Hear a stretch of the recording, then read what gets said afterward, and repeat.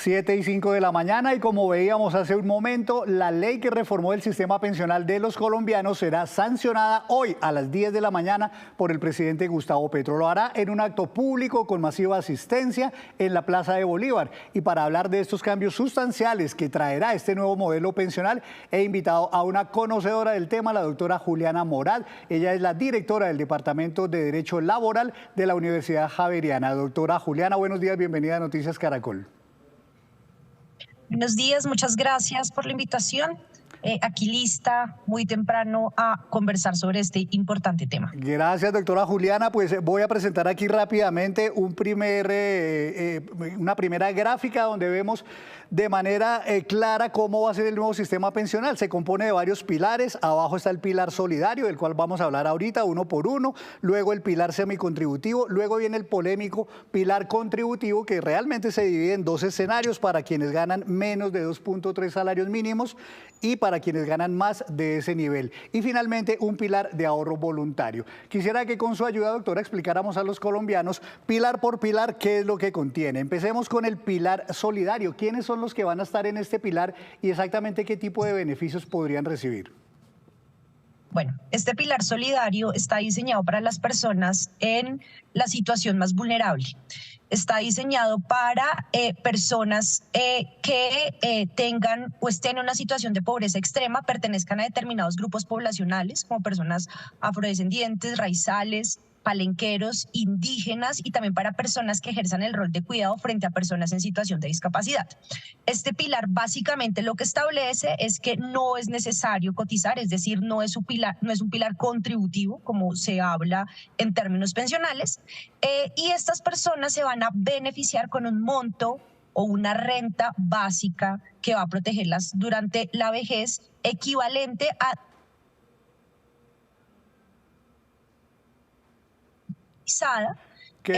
conforme Adelante, a las variaciones del IPC. Repito la última parte. Estas personas van a recibir una renta básica durante la vejez que las va a proteger y este monto ascenderá a lo que actualmente se conoce como la línea de la pobreza extrema.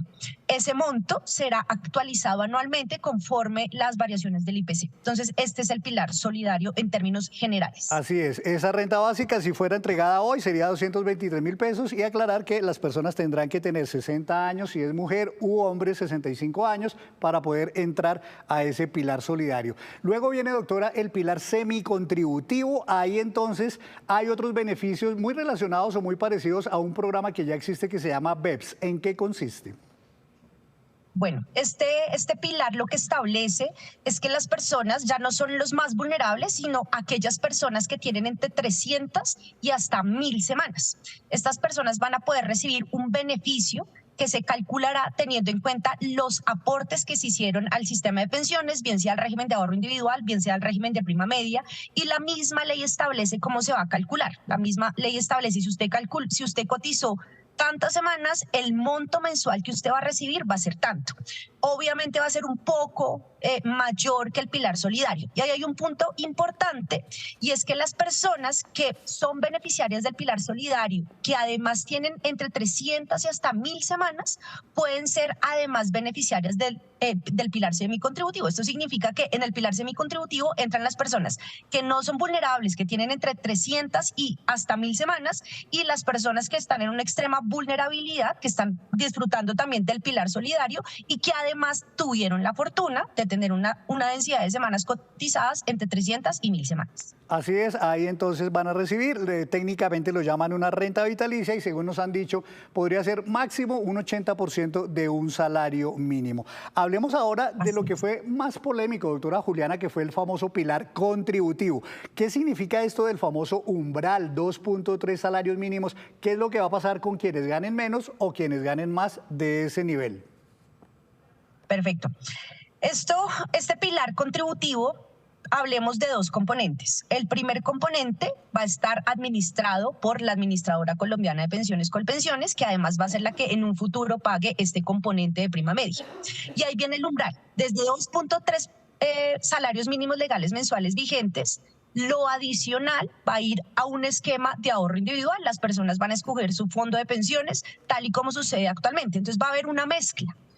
El primer componente a cargo de Colpensiones, lo que supere los 2.3 salarios mínimos legales mensuales vigentes, irá a ahorro individual. El componente que paga Colpensiones se va a seguir liquidando siguiendo las leyes del régimen de prima media. ¿Cuáles son las reglas del régimen de prima media? A más semanas, a más ingresos base de cotización, mayor va a ser el monto. Lo que pasa es que actualmente, o con la reforma más bien, lo máximo que va a pagar Colpensiones es el 80% de 2.3 salarios mínimos legales mensuales vigentes. Actualmente se paga el 80% de 25 salarios mínimos legales mensuales vigentes. Se paga máximo el 80% de 25 salarios mínimos legales mensuales vigentes. Con este cambio, reitero, será 80% de 2.3 salarios mínimos legales mensuales vigentes.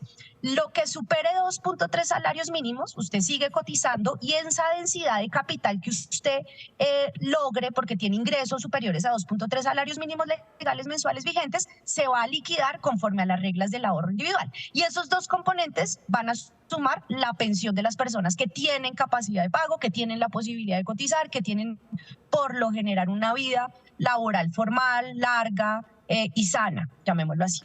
Hagamos una claridad, doctora Juliana. Las personas que, por ejemplo, tengan un salario de 6 o 7 millones de pesos, pues tendrán una parte, hasta 2.3 salarios, en Colpensiones y el resto en un fondo privado. Cuando esa persona llegue a la edad de pensión, ¿va a tener dos pensiones o es una sola que viene de dos fuentes distintas? Es una sola que viene de dos fuentes distintas. Entonces hay el cálculo muy rápido. Digamos, si usted cotizó toda su vida sobre 6 millones, 2.3 salarios mínimos, sáquele el 80%, eso pues suponiendo el mejor escenario, eso depende de muchas cosas, porque si no tiene tantas semanas, pues no será el 80, sino el 60 o pues menos, hasta un 55%. Pero supongamos que es una persona que cotizó durante mucho tiempo, al menos 1.800 semanas, sáquele el 80% a ser 2.3 y lo adicional va a seguir la manera como se liquida en el ahorro individual, que a vuelo de pájaro, esto es un cálculo muy rápido, más o menos la tasa de reemplazo que están ofreciendo actualmente los fondos de pensiones, que se va a ofrecer en ahorro individual, oscila entre el 40 y el 50%. Entonces ese sería el cálculo que yo haría si soy esa persona pensando en mi futuro pensional. Por supuesto, esto nos lleva a pensar en otros escenarios de protección a la vejez, porque la generación que no se beneficia del régimen de transición no va a poder pensar en pensiones muy altas, como las que seguramente se están reconociendo en muchos sectores actualmente. Así es. Bueno, nos queda un último pilar, doctora, y es el pilar de ahorro voluntario. Esto es para gente que, como dicen por ahí, gente rica que ya tiene posibilidades de ahorrar incluso más de lo que la ley ordena. Sí, señor, exactamente. Es muy, para las personas que tienen la posibilidad, tiene una característica muy importante, que es voluntario, no es obligatorio. Y ahí el cálculo que tiene que hacer una persona de a pie es invierto en un pilar voluntario o diversifico en otras fuentes como finca raíz, que son los cálculos que muchas personas deberían comenzar a hacer en estos momentos. Doctora, hablemos ya, esto terminado ya, digamos, el esquema de los pilares propiamente, hablemos de algunas cosas sueltas que vienen dentro de la reforma pensional, pues sueltas por decirlo de alguna manera. Beneficios para mujeres. Las mujeres aquí de alguna manera les están haciendo un acto de justicia porque siempre tuvieron más dificultad para poderse pensionar. ¿Cuáles son esos beneficios? Porque aquí veo, por ejemplo, que les reducen las semanas y que además les aportan unas semanas si tuvieron hijos.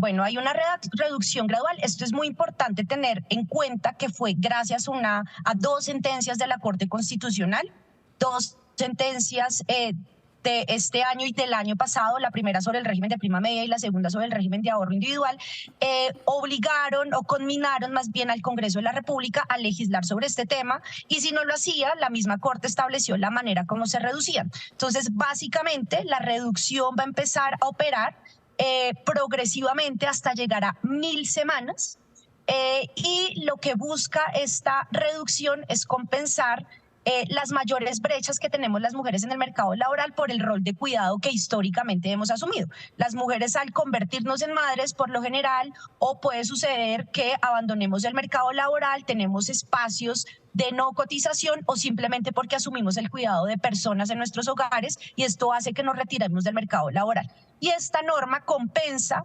esto, lo que resulta interesante para algunas mujeres.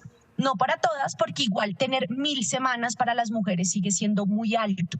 Entonces, pues bueno, esto es un mecanismo que aborda o que adopta un enfoque de género. Hay otro adicional, que es la reducción de semanas, 50 semanas por hijo hasta máximo 3 hijos. Entonces, es una reducción adicional que van a tener las mujeres y que seguramente nos llevará a hablar de 850 semanas.